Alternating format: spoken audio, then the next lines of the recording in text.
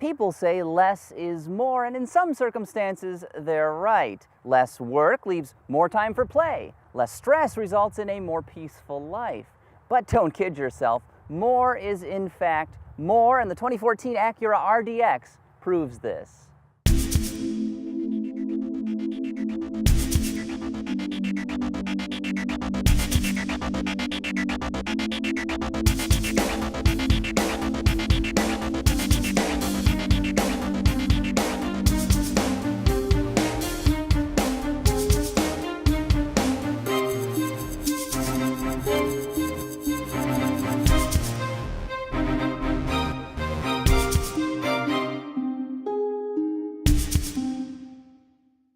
Downsizing and turbocharging are all the rage these days as automakers struggle to deliver ever greater fuel economy numbers. Now, if you remember, the first generation RDX actually featured a 4-cylinder turbo. It displaced 2.3 liters and it put out a healthy 240 horsepower.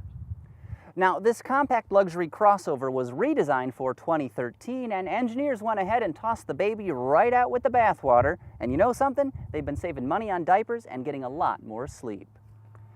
The new RDX gives customers more of just about everything. They get more horsepower, a more advanced transmission, more satisfying dynamics, more passenger space, more cargo volume, and if you can believe it, more miles per gallon. Yes, way more.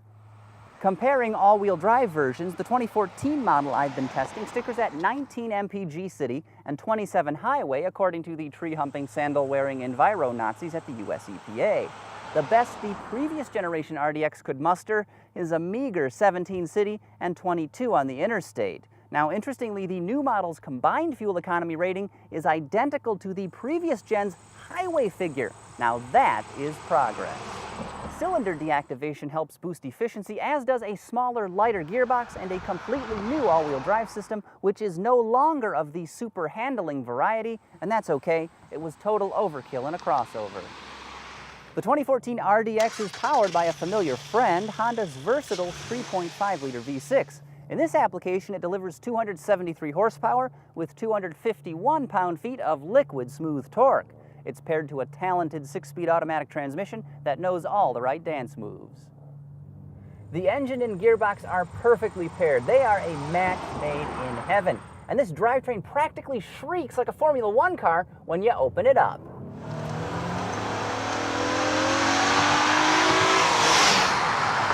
The 2014 RDX is deceptively quick with a pleasantly broad power band, but as brilliant as those under-hood bits are, I am not all that impressed with the steering. It just feels a little bit light, a little loose, and a bit dead. Overall, the vehicle's interior is very nicely done with an abundance of soft, high-quality materials and a cohesive design. It's not as luxurious as the Mercedes ML550 I tested a few weeks ago, but that was opulence overload. The rich aroma of leather was so strong, it nearly asphyxiated me. It was also twice the price. Still, the RDX's cabin is really well done, and the fit and finish is damn near perfect. But there is one thing I cannot stand, and it's staring me right in the face.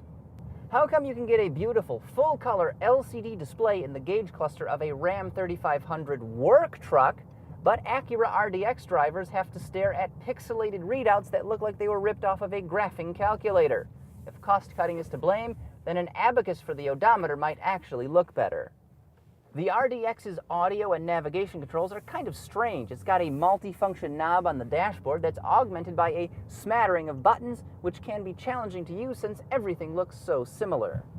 Additionally, some of the menus are pretty counterintuitive, but overall it's no worse than competing systems on the market today. No single automaker has really nailed the telematics question just yet. Now, unlike Acura, most luxury brands seem to prefer console-mounted iDrive-style controls opposed to buttons and knobs up on the dashboard, but I guess it's just a case of different strokes for different folks. Additionally, keyless entry and push-button start are standard on every RDX. Out back, this vehicle stays true to its crossover heritage. The rear seat is comfy and pretty spacious, plus there's generous cargo room, nearly 77 cubic feet with the back bench folded. A power-closing tailgate is a handy addition. So this little Acura is fun to drive, and it's got a really nice interior, but how much does it cost? Well, pricing starts at about $35,500, and that gets you a base model with front-wheel drive. But this version, it's a range topper. It's got all-wheel drive and the technology package. It stickers for a whopping, well, I actually have no idea because they did not provide me with a Monroney for this vehicle.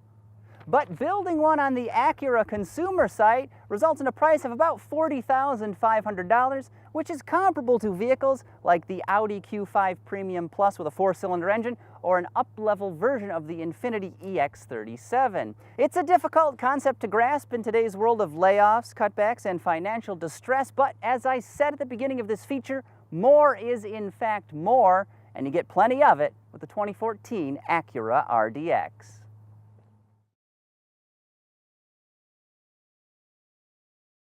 For more on this review and others like it, visit autoguide.com.